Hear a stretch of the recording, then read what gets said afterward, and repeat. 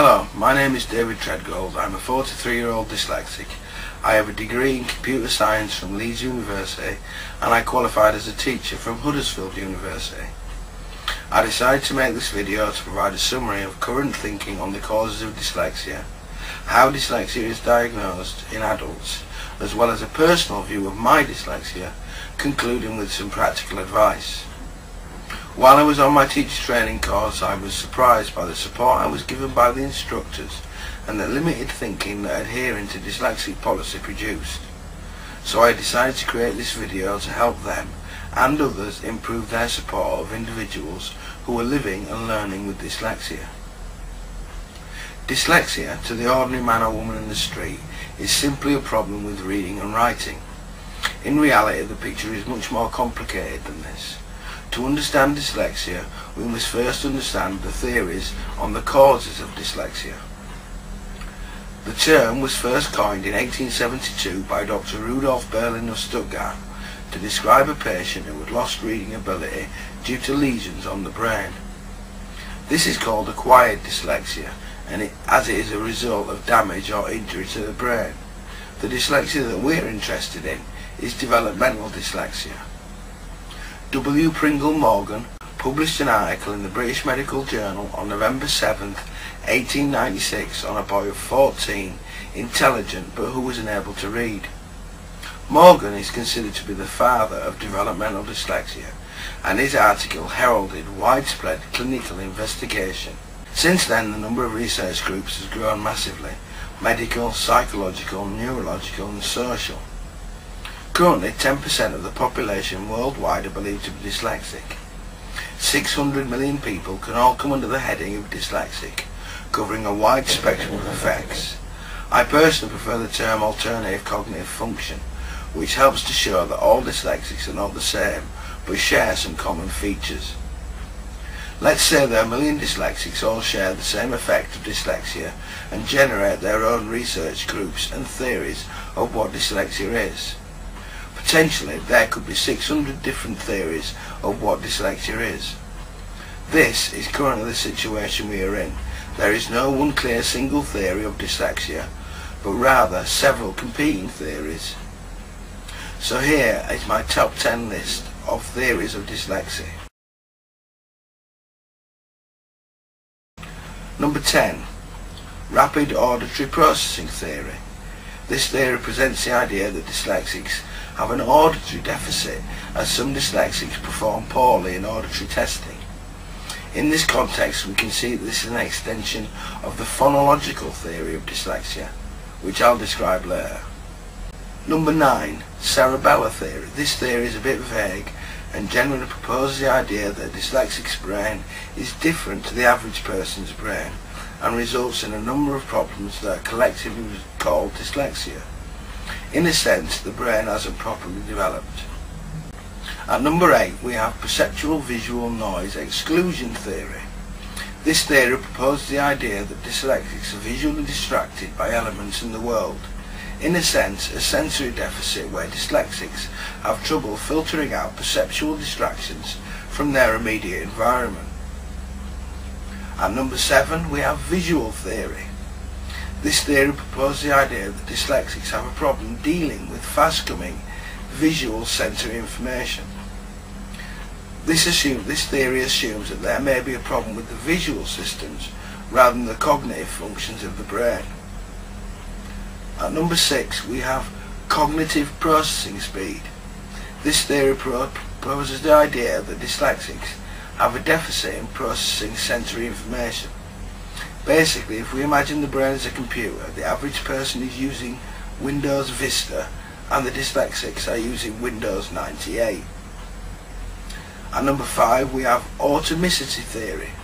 This theory proposes the idea that dyslexics have problems developing the automatic skills needed to process everyday information. Modern life is complicated and the average person deals with this on a cognitive level by developing lots of skills that automatically kick in everyday situations. A dyslexic does not develop these skills, and this is manifest by their dyslexia. At number 4, we have working memory theory. This theory proposes the idea that dyslexics have a deficit in working memory and consequently have trouble with their interactions in everyday situations. If we imagine the brain as a computer again, we could say that an average person has 4 gigabytes of RAM, whereas the dyslexic only has 1. At number 3, we have the difference model of dyslexia. This theory proposes the idea that dyslexic brains function in a different way to the average person in terms of left and right hemispheres and the functions that each of them perform. At number 2, we have magnocellular theory. This theory presents the idea that there is a dysfunction in the magnocellular system in the brain and dyslexics have a problem interpreting visual stimuli.